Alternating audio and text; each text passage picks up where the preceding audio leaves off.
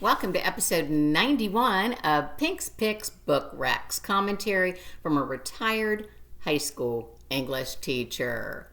Happy birthday today to Edgar Allan Poe, and Happy New Year to you.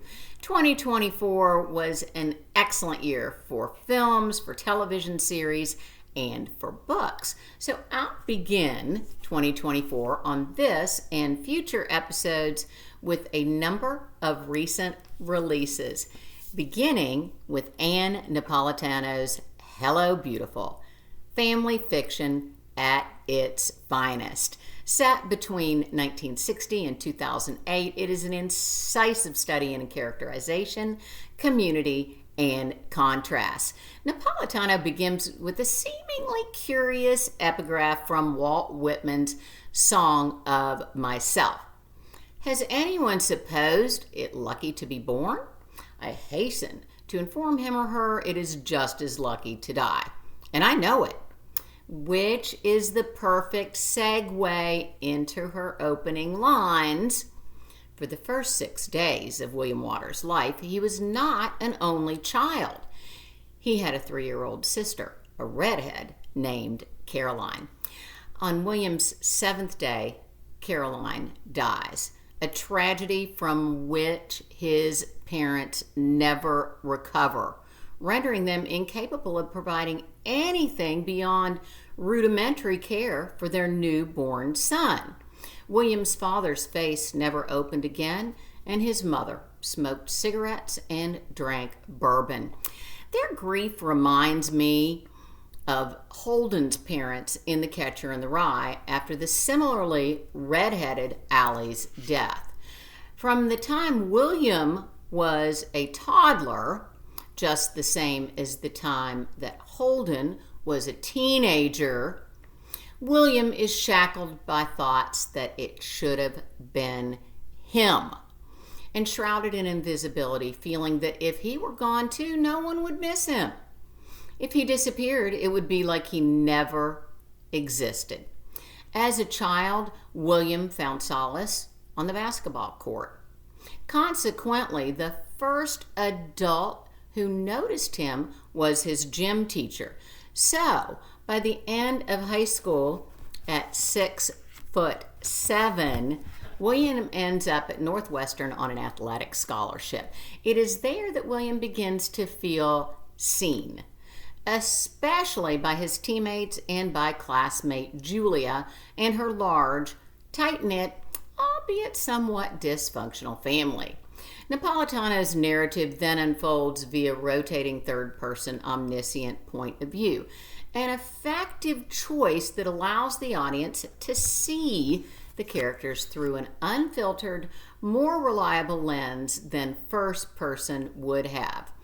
Initially, the timelines of the narrators, William, Julie, and her sister Sylvie, connect, but eventually overlap as the plot gains momentum. I love Napolitano's use of contrast with both foil characters and disparate settings. William's teammate and best friend Kent is self-aware and well-adjusted, while William remains hostage to his past. Julia is self-centered, self-righteous, and controlling, while Sylvie is compassionate, benevolent, and supportive. Julie's father, Charlie, is complimentary, while her mother, Rose, is critical.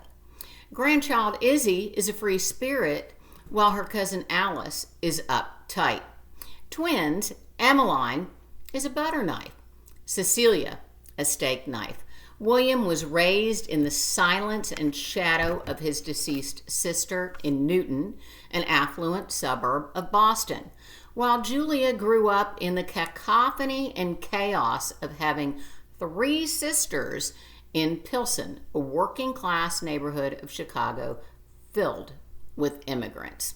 Napolitano's themes include the impact on children of absent, neglectful, distracted parents, existential questions, the importance of discovering our passion, the gift of both seeing clearly and clearly being seen, the challenge that marriage poses as a union of not just a couple, but their families too, and the significance of community and where we find it on survival and psyche.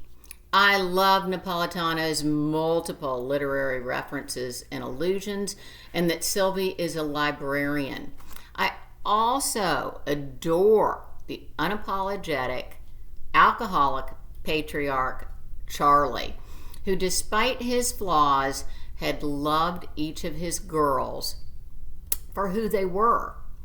When any of them, including Rose, his wife, had come into view, he'd always given them the same welcome, calling out, "Hello, beautiful."